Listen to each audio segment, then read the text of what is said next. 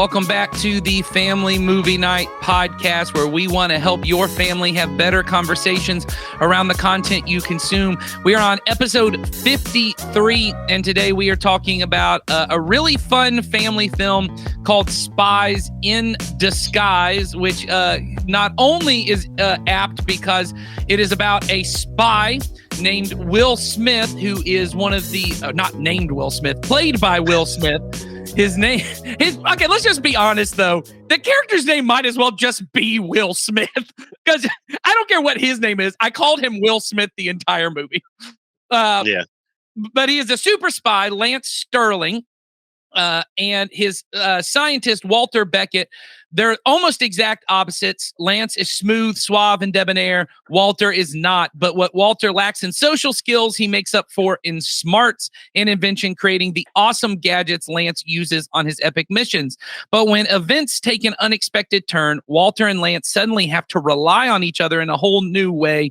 And if this odd couple can't learn to work as a team, the whole world is in peril. And they kind of buried the lead in that description. The problem they come across is that Walter turns Lance, Will Smith, into a pigeon.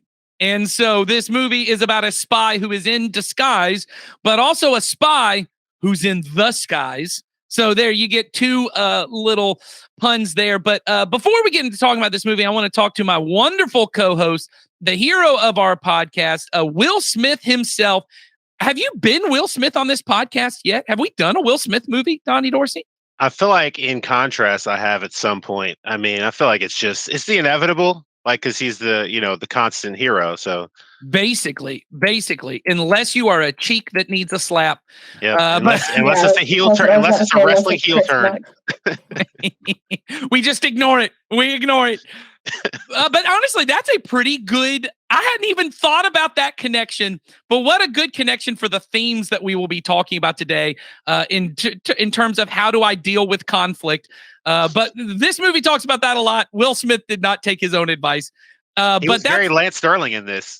That's right. So Donnie, the hero of our podcast, is Will Smith in Spies in Disguise. Sawyer, the villain of our podcast, is Will Smith at the 2021 Oscars. I mean, it's not the worst one. It's not the worst villain I've No, it's not. Yet. You still get to look like Will Smith, and that's exactly. I was about to say and I won an Oscar, so that is true. That they somehow let me still accept. Exactly. Oh my gosh, that is so bizarre. That will never not be the weirdest thing that ever happened. Oh. That is true. That is a weird thing. All right. Of course, the mom of our podcast, Heidi Cooper. Heidi, how did you feel watching Spies in Disguise? Did you watch this with your kids? Yes, I actually watched it with all three of my kids, and it was so much fun. Yes, it was so much fun.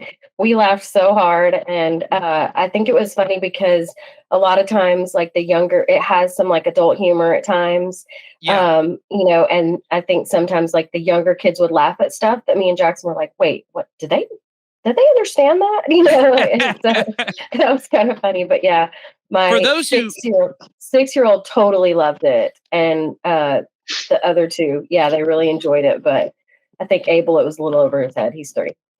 For those who are new to the podcast and maybe don't know, the reason we had such a strong reaction is Heidi has, well, you just said a 6 and a 3-year-old, but you also have what, a 19-year-old, 19-year-old Jackson, who is out of the house. So, but you guys got to watch this together as a whole big family. How much fun?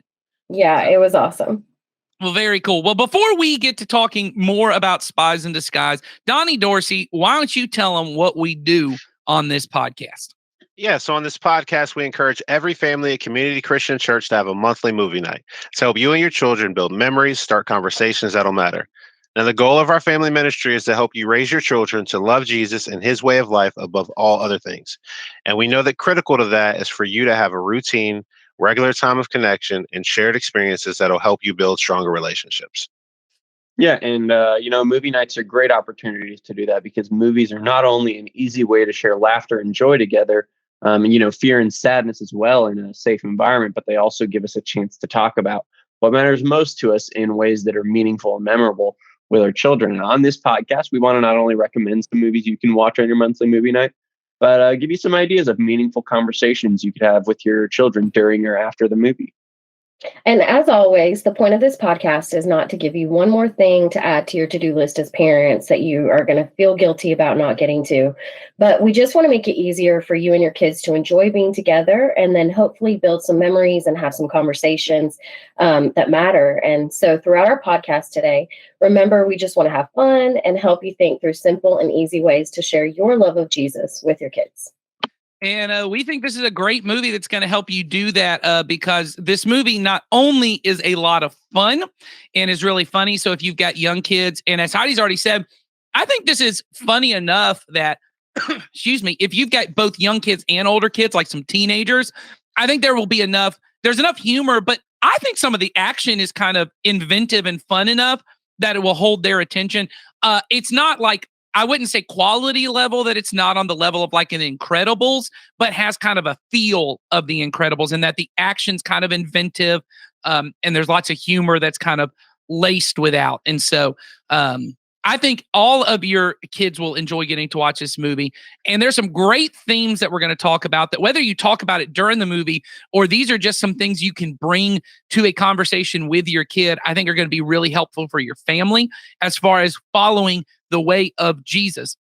But before we get to that, I just want to talk about why this movie is good, why it's fun, what we enjoy about it. So let's start with Will Smith of the previous year, the villain of our podcast, Sawyer Hewlett. Did this movie work for you? Was this the first time? I think this was the first time you had seen this movie. Yeah, this is the first time I had seen it.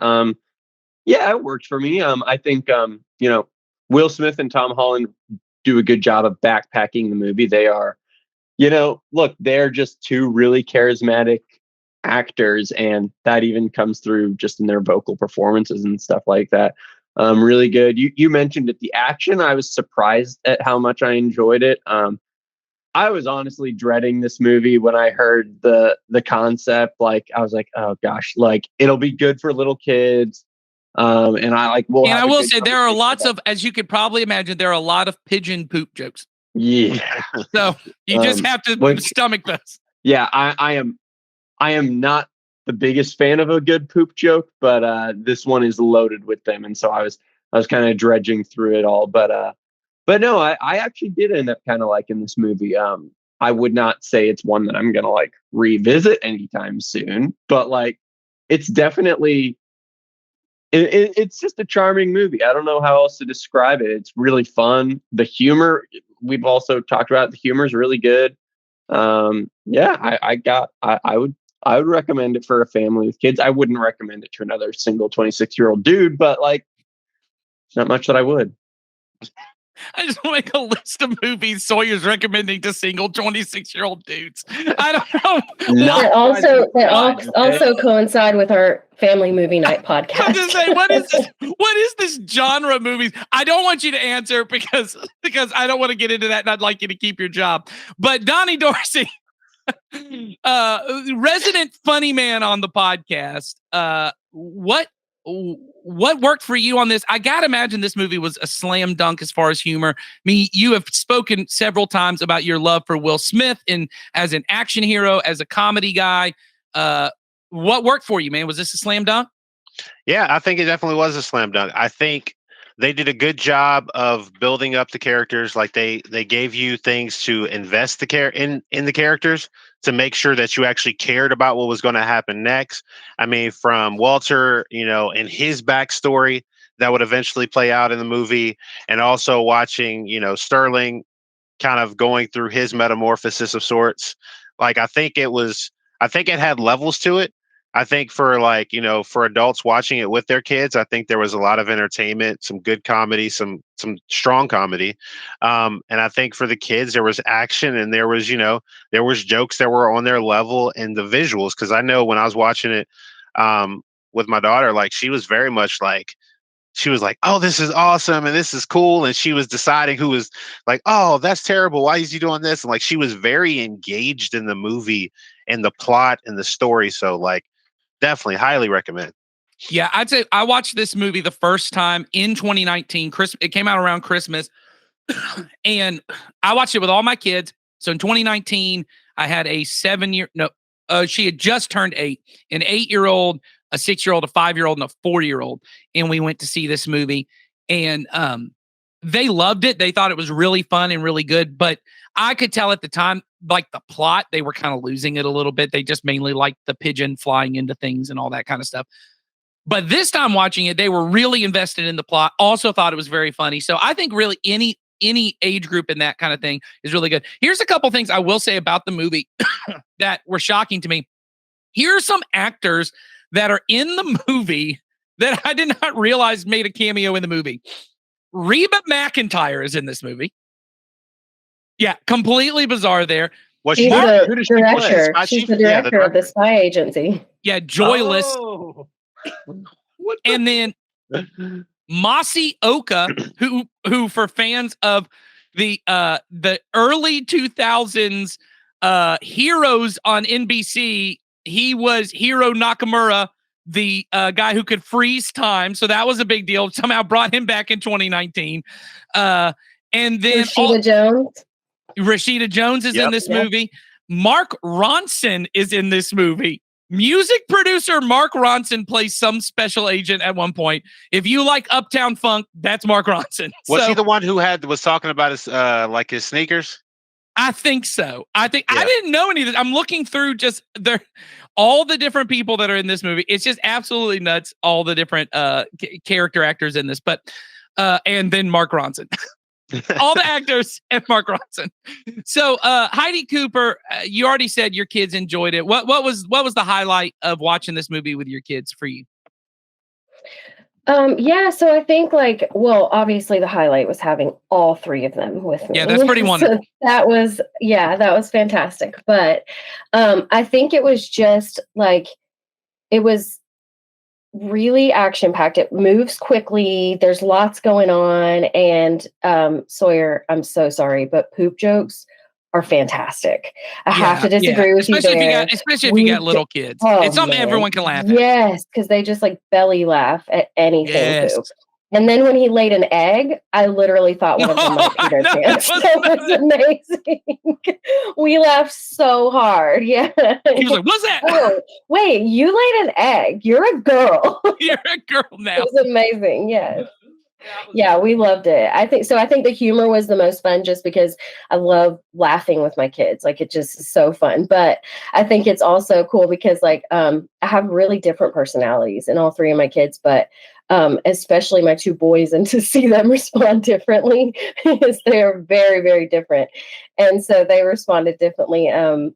Jackson he's the older, obviously the adult one, and loves messing with his little brother, but Abel was taking it very serious. The humor he was not about the humor so much as he was about these 2 spies completing their mission. And he liked that they did it in a different way. They dealt with conflict in a different way. Or at least, and they did. Yeah. Well, I think that's a great segue right here. So we all would recommend that you see this movie, especially if you've got younger kids. But even if this is one of those, they call them 4 quadrant, I think you will laugh. Your teenager will laugh. Your children will laugh. I think you'll have a good time. So this is good, especially as we're getting closer to the holidays here. This might be a good if you're all just sitting around the house not knowing what to watch. It's on Disney Plus. You'll have a good time. But we think there are some really good themes in this movie to kind of bring up that would be an opportunity for you to talk about Jesus's way of life. And here's what we mean.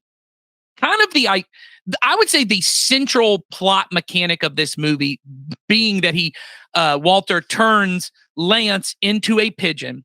The reason that happens is because Walter creates different kind of inventions, right? He is supposed to be, for those James Bond fans, he's the Q for James Bond, right? He's supposed to be creating the car that has rocket launchers coming out of it, and he's supposed to have the watch that has something to strangle someone come out of it, or some kind of weapon. He's creating inventive weapons. But what Walter continues to create are these inventions that solve the conflict they're in these unique and non-harmful ways. They don't hurt the bad guys. They just end the conflict. They make things end. And there's a part in this movie where this is kind of the central conflict between Walter and Lance, is Lance says, you can't fix the world with a hug. He thinks the way you fix the world. In other words, what he's saying is love is not the solution to a problem. Sometimes you just got to be the spy that goes in and kills everybody, all the bad guys. And that's how we're going to fix the world. The good guys kill the bad guys, and then all the good guys get to live. Now, obviously, your kid is not going to be a super spy having to deal with whether or not to take out an enemy combatant or not. So we don't think that's the thing to take from this. The thing we want to talk about is that Jesus offers us, his followers, offers human beings a new way to deal with conflict. That and I love this. This comes from a whole stream of Christianity referred to as Anabaptist, where they talk a lot about what's referred to as the third way of Jesus. That Jesus will set up these scenarios. Very famous one, right? If a person slaps you on the right cheek with their right hand, right? And what does he say? He says, you turn the other cheek. Well, there tend to be two solutions that most of us think of in that situation. There's one, the first way is punch them back. They slap you, you slap them back. They call you a mean name, you call them a mean name back. They hit you, you hit them back, all that kind of stuff. Then there's a second solution, which is kind of kowtow, and someone slaps you and you say, thank you, sir, can I have another? Or you completely avoid the conflict and run away altogether, right? And those tend to be the two ways. But Jesus offers an approach that is a third way solution, which is, how do I stay in the conflict without retaliating with violence or pretending like it's not a problem? And Jesus' solution is, if someone slaps you on the face with their right hand on your right cheek, which the only way I take my right hand if I'm facing you and slap your right cheek is to backhand you across the face, which is a very demeaning, dehumanized, I'm not even punching you, I'm treating you like you're dirt, is to turn my cheek and say, if you're going to hit me, you're going to treat me like a human being, which deflates the whole escalation, right? Jesus is offering a third way approach, which is, I'm not going to fight you, but I'm not going to let you treat me like I'm a person who doesn't matter. That's a third way solution. Now, what we are suggesting you talk to your kids about is, how do I have normal everyday conflicts? Because for the vast majority of our children, even children who are being bullied in today's world, it is not often physical violence that they are coming up against. It is usually other forms of conflict, verbal things, emotional things. Sometimes it's just people ignoring you altogether. Or in your home, hopefully, the situation is not anything that's regular physical violence between siblings or anything like that. We are talking about mostly, how do I handle conflict in a Jesus type way? So, Donnie, I've talked a while here. Why don't you start us off on, why do you think it's important that we even talk to our kids about how they have conflict? Why can't we just, whatever happens, happens? It's important because, well, one, conflict is going to come up regardless of how much we don't want it to happen. It will come out. And so learning how to handle it in a proper, God-honoring way is very important, because when we're faced with conflict, we have, like you said, multiple ways that we can address it. And if we don't address it appropriately, it can really kind of have almost a poisoning effect on the rest of our relationships and our interactions, because then we treat the conflict inappropriately or incorrectly in every relationship we enter into. Like maybe you have conflict with your sibling and you always kind of retracted, and you don't really do anything. Maybe that's the same way you go into your business settings and at your job. And when someone disagrees with you, but you have a good idea, you immediately recess and you kind of demote your own opinions and your thoughts and your feelings to being lesser than other people. Yeah. Well, and I think vice versa, if you're naturally an explorer, I think there's multiple types of people. I don't want to be, there are two types of people who separate people into two types of people who don't. So it's not that. There's multiple kinds of people, but I think in general with conflict, you can kind of broadly categorize our approaches as what are now, I didn't realize this until we've kind of done a lot of foster care training and those kind of things, that when you're in a situation where there's a conflict, it's not fight, flight, or freeze. Those were the ones I were taught. There's fight, flight, or freeze. There's apparently like 6 now, but the big ones are fight, flight, freeze, and fawn. And fawn is you become the very like, I'm going to praise you. I'm going to flatter you. That's how I deal with conflict is I try to smooth my way through a situation. So there are people who fight. I see a conflict coming. There may not even be a conflict, but I sense one's coming. I'm going right for it. There's those of us who run away and I want to avoid it all we can. Some of us see a conflict. We don't know what to do. So we choose to do nothing, which is a choice. Choosing to do nothing is choosing. People are like, I don't want to choose at all. Choosing to do nothing is you're choosing. Everyone else gets to choose. Yep. And then the final one is, or I fawn. I become a schmoozer kind of thing. And all of those approaches are not actually the loving approach, right? There are times where what is the loving approach is to drop it, right? And what we might look at that as being flight, right? Some things don't have to become conflicts, right? And I can just drop it and go, that's not that big of a deal. My ego was in the way. That's why I got offended. I don't have to bring anything up. And sometimes that's a loving thing, right? Sometimes a loving thing is to face it head on.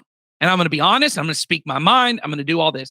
But what's most important is for me to be loving. And that's what we want to teach our kids. That's the way of Jesus. And the truth is, I won't ever find Jesus attractive until I learn that his version of love is attractive. That if what I think Jesus is coming to do, right? And so I look, and you can look at Bible verses to have it, right? Jesus says, I did not come to condemn the world. I came to save the world. And so what all of us hear is Jesus thinks I'm perfect just the way I am, which isn't what Jesus said. That is not what Jesus said, right? Or others of us hear verses where Jesus came, right? And the truth will set you free. And we think, well, then I'm going to speak the truth and set you free. And none of those are necessarily the right thing. But what I have found often in our world is that, and I would say in relational worlds, I've had this happen to me, and I feel it within myself to want to do it. We tend to think that conflict by itself is sinful. That if I am in a conflict where we are disagreeing and maybe even emotions are getting heated, and I'm a little frustrated with you, or I'm hurt, or I'm disappointed, or someone's hurt, or they're disappointed with me, or whatever. That conflict is the problem. And so then what ends up happening is you have this conflict, it gets ugly, lots of ugly things get said, and then someone texts you or calls you and says, hey, I'm sorry that we fought. Yeah. And what gets taken from that is we shouldn't have ever fought, but maybe there should be conflict. Yeah. So can we talk about that beginning part of this of when do we want to teach our kids when conflict is appropriate, that there are times that conflict is appropriate and it is the loving thing to do. Does anyone want to jump in there on how do we want to teach our kids? Hey, here's a scenario where conflict would be appropriate. Sawyer, it looks like you have something to say. Yeah. This is actually something that my parents did really well is they always framed it like there are people that you should have conflict with and people that you shouldn't. And like, they did a good job of being like, you can like talk about anything with our family. We are not afraid of having any conversation is the thing. And they did a good job of being like, maybe with these people, don't have every conversation, have most conversations with these kinds of people and stuff like that. You know, think about like our youth leaders or our peers and stuff like that. And it actually, they said you can have any conversation with your youth leaders, but like they're like with your friends, maybe don't air out your problems that you have with Kellen or Gracie or Gibby or whatever with your friends. Okay, maybe those are your siblings who forbid. Yeah, sorry, that's my brothers and my sister. Yeah, they did a good job of just framing like basically find where you can have your conflicts and then have them in honest and loving ways and stuff like that. And they did a good job of teaching us how to, like early on, just how to be comfortable in uncomfortable situations and stuff like that. And then as we got older, they were like, hey, they noticed that like me and my brother would like end up like fighting about everything. And they were like, hey, you guys need to like chill out and stuff like that. And so, just figuring all that stuff out. They always did a good job of really emphasizing conversation. Don't be afraid to have it, even if it's tough. Well, and I think what you're saying there, and I heard. So one thing I heard from what you said, I think is really good, is that it's not wrong to have conflict, but there are boundaries around what makes an appropriate conflict. Like, exactly. I take me and my wife, it might not be the most appropriate setting at a Christmas party for me to unleash all the conflict that we've had in our marriage. And I'm not even saying like it's wrong. What I'm saying is it's not helpful. Neither one of us can have an honest conversation when there are 30 people we barely know. But that's often what ends up happening with a lot of conflicts. I'm going to eke out some passive aggressive comments in front of some coworkers, in front of some people that I know. I'm going to, because I'm really frustrated, but I'm going to guise it in a joke, right? Those things. So there are places where it's not appropriate, or it's just not helpful. It's not helpful to have a conflict. Yeah. The other thing I thought that was good, which is to help our kids understand conflict is just a conversation. Yeah. It's just a conversation. And some conversations are more emotional than others. When I talk about things, and this isn't conflict, when I talk about things that make me sad, that's a higher emotional conversation. Like I'm going to be more emotional than when I'm talking about what candy I got for Halloween. And it's okay that that's emotional, because I'll say this, we would say the same thing to any dad that's uncomfortable with his daughter crying. I've just had to learn this. I have to get comfortable. It makes me uncomfortable when people are just crying all the time. And I live in a house with 5 women. Someone's crying almost all the time. And it's appropriate for me to just say, hey, it's okay for me that you're sad. And this is something that's making you sad, or you're really emotional. And so you're crying. But I also think it's important. I would say this. I think it's temperaments go across both boy and girl, but it tends to be this way a little bit more for boys. It's okay if you're angry. It's just okay with me if you're angry. Like if you're heated and you're loud, because it's really hard for some people, and I'm talking about myself, to be frustrated and not be loud. But if I'm frustrated, I'm going to be loud. And for my girls to understand, sometimes daddy gets loud, and that doesn't mean that he doesn't love you. That doesn't mean that he's like angry at you. He's just loud. And it's okay to say conflict is going to happen, and it's going to happen in different ways. So there are places where conflict is appropriate. I would say one, did anyone else want to jump in on things that we should tell our kids? Hey, you should be okay with the conflict in this situation.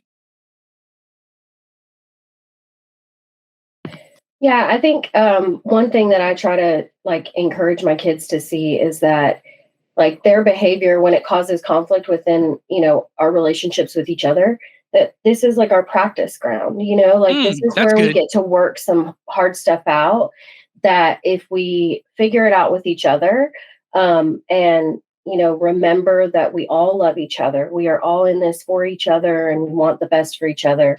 I think it's a lot easier, like with my 3-year-old, like one of the things I say to him a lot is I say, just pause and find mommy, because he's an external processor. And so he needs to say things like, I hate you all. Yeah. I don't want to be a part of your family anymore.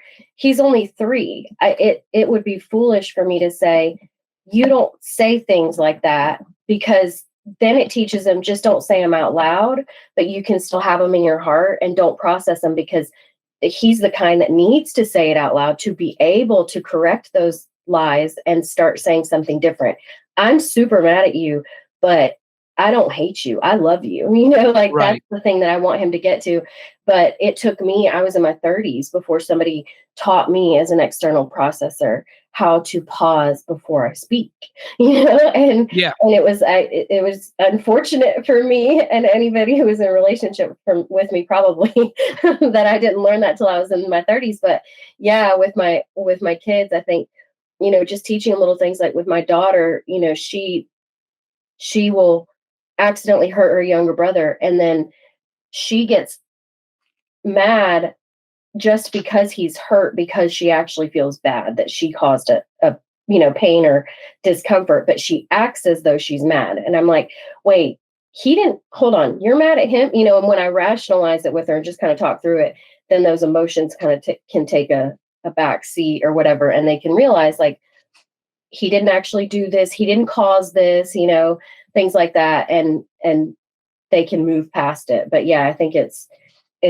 that reminding them, and each other and ourselves, because it can be really difficult to be the one, like, mitigating and, like mediating all of this, the conflict and stuff. But yeah, I think it's just really important to remember this is all practice. This is where we learn and hopefully develop habits that we can go into, teen years, adult years, and relationships past that and do better, Yeah. Well, and I think what's good about, go ahead, Sawyer. Well, I was just gonna say, like, I like the idea of that practice ground, Heidi, because like something that like my parents also like really established is like the safety of our home, and like how like this can also be your healing place, where like you're at school. That's like the capital of conflict in a kid's life is the thing. Especially when they get into like junior high and high school, it's like all that there is conflict. Your friends are always like arguing about something, whether it's like serious or sarcastic, it doesn't matter, but there's always a conflict going on at school. And like my parents did a good job of like being able to like almost like stitch us up and stuff like that while not sugarcoating a lot of it. Like they were not making us like, they weren't like hiding the truth from us and stuff like that when it came to these conflicts. And that's that, your idea of a practice ground is just such a good call, Heidi. That's going to always be very, very good. Thanks. Appreciate you, Sawyer. Well, and I think the important thing about conflict, Sawyer, you said that it happens when you're in high school, happens every day of your life. And it happens when you're a kid. I have never seen 2-3-year-olds play and it not be only conflict. It is the only thing they do is conflict. The problem is, and I think this is where we get as we get older, is because we think conflict is something that is, even saying the word conflict, I can tell everyone's kind of like, bad, conflict, bad. I grew up in a house where conflict was normal. Conflict was normal and healthy and good because conflict is honest. Because there are no, and this is what Jesus is trying to get us to. There are no people that you see eye to eye with on everything. Those people don't exist. Try it. Get married to someone. Get married to someone. Literally anyone, and you will be able to disagree with them. Yes. 20, 30 minutes past the honeymoon. That's right. If you made it that far. There are no people that you agree with, and it is not healthy to pretend like you agree when you don't agree. And all that conflict is when I disagree with what I want to happen. And this is what James says in this book. The reason you have so many quarrels is because you want something and someone else wants something different. But the problem is you're not honest about it. And so you fight and you grapple and you try to get what you want. And what we're trying to teach our kids to do is to say, hey, let's learn how to have good conflict. So one thing that's not okay is name calling is not okay. It's just not okay. It's not okay to call names. And I think Heidi's point is right. I don't want to guilt and shame my kid for saying it so that they just start saying it inwardly. But it is appropriate for me to teach you, hey, here's what that word means. Here's what that word means. So when you say, I hate you, what you're saying is it wouldn't matter to me if you're dead.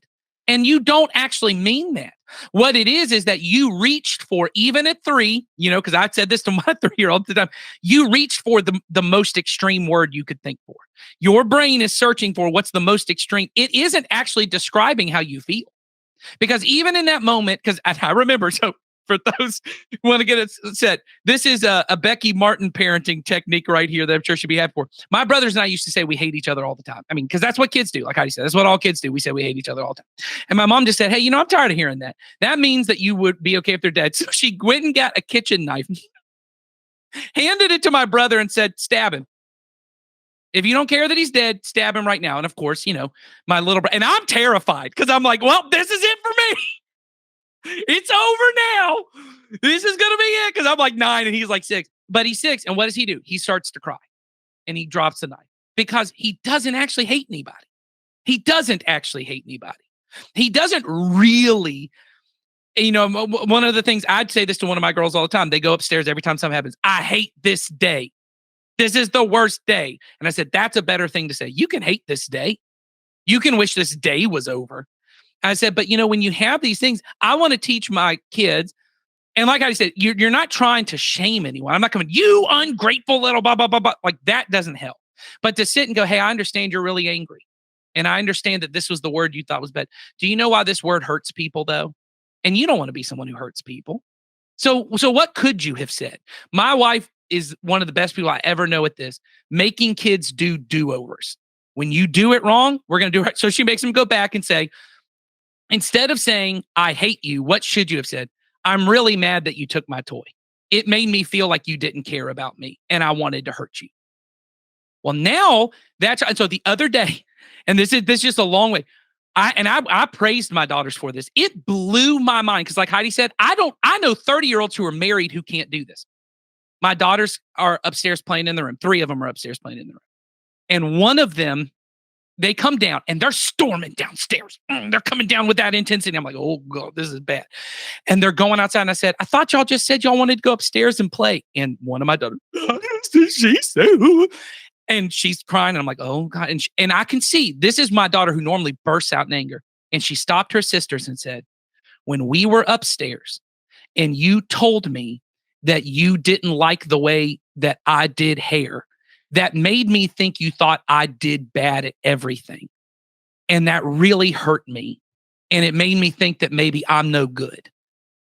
And then my other two daughters look at her and say, that's not what we meant. We love the way you do hair. What we wanted to say was we don't want to have our hair done right now and we want to go outside and play. And I'm just watching the whole thing happen. And they go, I am so sorry that I would hurt you like that. Those aren't what I meant to say. This is a 6 and an 8-year-old talking to a 10-year-old. How would that change your marriage if that's what happened? When your spouse said, why isn't dinner ready? And what you heard was, you worthless piece of crap. Why can't you ever get anything together? And I disrespect, I know you have a job, but your job's not as important. And that's what you heard when they said it. If you just said, hey, when you said that, this is what I heard. But like Heidi said, that only comes about because my house is a practice ground. I love the term practice ground. It's a practice ground. But as we say all the time, practice doesn't make perfect. Perfect practice makes perfect. Practice makes permanent. And if what I learn at home is not, how do I express myself? What are the ways I want to? Because I see this in marriage after marriage. I'm reaching for the most emotionally impactful thing I can say that will tear you apart. Heidi the other day rewrote one of our, she was performing one of our video things, was writing some of the language in it. And what was the way you said it, Heidi? You said something like, we were talking about conflict, and the way you say it on the video is something like, you choose an arrow that will land because you know the person. Because you know the person. Yeah, you know how it's going to hit because you know the person that you're talking to. Yeah, and I think that's something that has come up for me and my husband. It's like, we've known each other for several decades, but been, in relationship with each other for about one.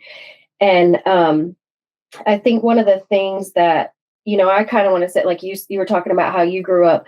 That was definitely my upbringing too. Everybody was really loud and they all had very strong opinions. And my husband and I tend to not really be like that. So we are both of us are pretty conflict averse. And but it took years for us to figure out that the way that I respond to conflict is that it makes me so uncomfortable because I am conflict averse that I want to address it immediately and I want it over immediately. Right. Let's get this over with. Yes. Whereas he's conflict averse in a different way, the way that it looks like you're conflict averse, where he's going to avoid it at all costs. Well, he's just like out in the garage being like, everything's fine. Yes. Like, yes, nothing's going on here. Nothing to see. Let's just pretend like he can do something and know that I'm mad at him, but not want to bring it up just in case I didn't notice. It's like that, And so for us, I think one of the biggest things is when he sees me address something, him being able to remember that I'm only addressing it because this hurts me too, and I don't want to do this any longer than we have to. And when I see something, he's avoiding something, or I bring it up and he doesn't, he is direct. And that's one of the things that has helped us, is always talking to each other initially and saying, hey, look, I know that we didn't handle that the way that we'd like to. Are you ready to talk about it again? And we have full freedom with each other to say, I can't do that right now. And I think that's probably one of the most helpful things, because I'm a let's fix this right away, and he's a let's avoid this as long as we can.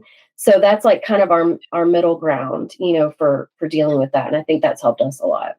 And I think the thing you're saying there, Heidi, that I think is huge, which obviously that's a spouse relationship. So that's a little harder to teach your kids because y'all are committed to each other for life. So that's it. But what's unique in that I think is a really good approach is the honesty behind it. What I have learned, and I just didn't know this because it wasn't the house I grew up, there are houses that are loud. And I want to make this clear because I know there are houses that are loud we were talking about, but the kind of conflict that is happening is ugly and mean and hurtful.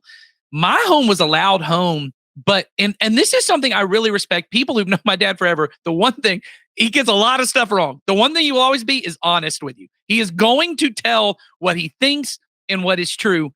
And I did learn pretty early on what's most important in a conflict is being honest. And so even what Heidi said right there, which is I'm upset. And you're not if I'm not going to be a loud person, that doesn't mean anything. I'm going to address the conflict. I'm going to say, that's honest. I want to talk about this.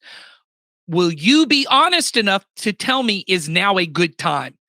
And me saying now's not a good time is not saying I never want to talk about it. It's just I had a long day at work. I'm emotional and I want to get some other things done. But what often happens is because I'm not being honest, I pretend like, oh yeah, let's just get this over with and I want to get it done. But now's not a good time. And I'm trying to honestly manipulate what you think about me by pretending like I'm open to the conversation.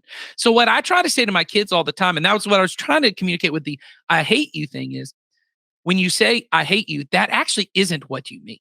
You don't actually mean I hate you. What you mean is I'm mad and I want to hurt you. And so I say to my kids all the time, so what you need to start saying to people is I'm mad and I want to hurt you. And that's honest. It's not pretty. It's not pretty because when I actually have to say the words I want to hurt you, that's where repentance can happen because immediately when I say it, when I'm standing there with the knife and someone says, stab your brother, I immediately see how ugly that is. But when I storm up to my room screaming, I hate you, I feel kind of powerful. And it doesn't look ugly. And being able to say, hey, there are some things in conflicts that Jesus wouldn't have us say. I don't storm away. I don't yell mean things because those are the two options we think. I storm, I yell. There's a third way, which is I stay in the conflict and I honestly talk about how I feel, no matter how ugly it makes me look. Or maybe, and Donnie, you said this before before we were recording, and I want you to kind of hit on it, this idea of I will speak the truth to you and I'm not always trying to protect your feelings. What you use this idea of people saying I'm protecting their feelings and it keeps them from speaking the truth. Can you talk to that? So, like, I think a lot of times we think it's the idea of like when we're talking to someone, we say something that is really kind to kind of sugarcoat kind of the idea of what you're talking about with the fawn. Like you say something really kind to avoid giving them truth, but you're not being loving. Like it's a quote that I mentioned, like it's truth without love is mean, but love without truth is meaningless because That's good. you're not actually adding value or giving value to the person you're talking to. Because I value you enough that I want to be honest with you, but I also want it to add value to you. I don't want to take away from who you are with my truth. Because that's why when people say, you know, I heard this in a message, is that the idea of like, you know, people call it truth bombs because their intention is to blow Destroy. something up and destroy. But I don't want to drop truth bombs. I want to give truth in love because that's more valuable. That's more loving. That's more Christ-like because I can say 100 words and I could be truthful, but I have to also understand, am I the right person to give this truth? Is this the right time to give this truth? And is the truth that I'm saying, is it worth what I'm doing? And a lot of times we don't do that because we're like, oh, well, I got the truth. I know what to say. This is me. But maybe I'm not supposed to say it. Maybe for my kids, it might be my wife saying it. Or maybe for a friend, it may be another friend saying it or someone who has a closer connection with them. You know, I may see it, but that may not necessarily mean that I'm the person to say it. Even if I have a close connection, I need to think about how are you going to receive this? Mhm. What's the best invite? You know, like Heidi said, is now a good time? Like, I want to tell you some truth. Do you want to hear it right now? Like, is this a good time? And maybe you even need to think those things before you ask because you know, hey, they've been at work all day and they're going to probably say yes, but I need to just think about all that kind of stuff. But at the same time, none of that should preclude you saying the truth because some of us are always looking for the perfect time and the perfect time never comes. What we need to do, and I think this is true, and so I think when speaking to our kids, so I think this is all really good advice for us as the adults, because the first person who has to learn how to handle their emotions and handle conflict well is mom and dad. They're the first two people. I can't be coming in hot towards a 4-year-old. Yeah, we're the example. Because we're the example that teaches them how to handle conflict in the right way. And the thing is, I think, and this is something I've heard from people, but I also kind of understand, is that so many parents hide it. And so their kids don't know that it exists. 100%. So they get this misrepresentation that, oh, well, my parents never had conflict or they never disagreed or anything. And so they go into relationships, and the second they hit conflict, they think it's bad. Whereas their parents had conflict, but they didn't show them how to appropriately manage and handle it. So they sit there going, oh, wait, you mean conflict is part of relationship? Yes. It's and not just conflict, being mad at each other. Being mad at each other is normal. My kids have seen mommy and daddy mad at each other. They've also seen grandma and grandpa mad at each other. They have seen people who love one another, and people who know even when they're mad at each other, they're still kind to each other. That's unfortunately what people don't see, is the way I handle conflict it matters. The conflict is not wrong. How I acted in the conflict. So here's what I would suggest to model good conflict for your kids. Number one, you've got to learn how to apologize well. And you have to apologize for what you did. And what I mean is, don't come in and go, hey, I'm sorry that we argued. I'm sorry that things were a little tense in there. The other day, I didn't name call. I didn't do anything, but I spoke in a way, and this is how I said it to my daughter, my oldest daughter. She's in the other room. She's mad. I don't even remember what happened, honestly. Things got tense, but I remember the apology.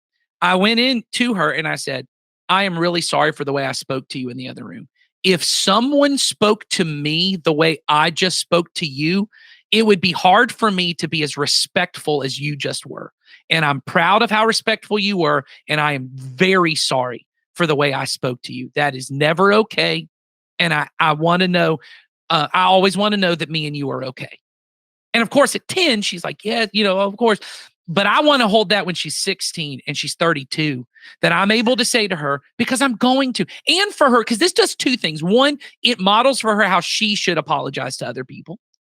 Instead of, I'm sorry, or I'm sorry you were so annoying that I hit you, right? Which is how teenagers, I'm sorry that I hit you. I was mad. And this is what when I have them apologize, I say, I'm sorry that I called you this name. I was mad and I wanted to hurt you, but I love you and I'm sorry.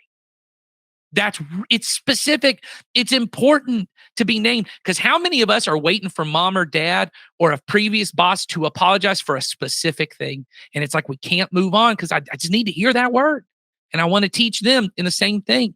That's how they do it. The other thing it does is it teaches them, dad, who you love, makes mistakes. And I think we miss this sometimes. Our kids, especially at that age, 3, 5, 10, they idolize us. I have them say it all the time. Daddy never does the wrong thing. Daddy never, and they've seen me do plenty of wrong things, but they think they never does. But it teaches them, hey, daddy does wrong things and I still love him. So when I do wrong things, he probably still loves me. And that's so important to understand, that conflict is not the end. Conflict is an invitation to go deeper into a relationship. So learning how to apologize well is good. The final thing I want to say, maybe some of us need to hear this. There's a difference between hurt and harm. There's a difference between hurt and harm. I never want to harm anyone. Harm is when you do damage to someone that maybe can't be fixed or can only be fixed with the power of God. But hurt, sometimes that's necessary. So the way I said it to my girls is, they said something like, if you hurt someone, you don't love them. And I said, that's not true. I said, there are times that you have to say things that hurt people's feelings because you love them. Sometimes there are things you have to do that hurt people's feelings because you love them. I said, so think about it like this. When you get a shot, does it hurt? Yeah, because they're kids. Yes, shots are the worst thing. I said, but aren't you glad you got that COVID shot? Because we did get COVID later, but it was like a breeze for them. And that's what we were able to say to them. That shot, it helped you, it healed you. Wasn't it good? So was the shot harmful? No. But did it hurt? Yes. I said, and you don't know this, but if you get a broken bone and you don't fix it, they have to go in and re-break the bone and reset it so it grows the right way. And does that hurt? Oh, I bet it really hurts. But is it for your good? They go, yes. and be able to teach our kids conflict sometimes hurts, but conflict done the right way, it will still hurt, but it won't harm. It will always be for our good if we do it in a loving way. And so we think this opportunity would be a great chance either for you to talk about that with your kids or to be able to use an example for your kids of, hey, the way we solve problems is not by hurting people, and it's not about running away from problems. It's about being willing to be loving in the midst of conflict. And so we're running out of time here. So I just want to say thank you guys for watching this if you made it this far in. And I hope this has been helpful and not harmful, and that it will help you raise your kids to love Jesus and his way of life even more. And we'll see you guys next time.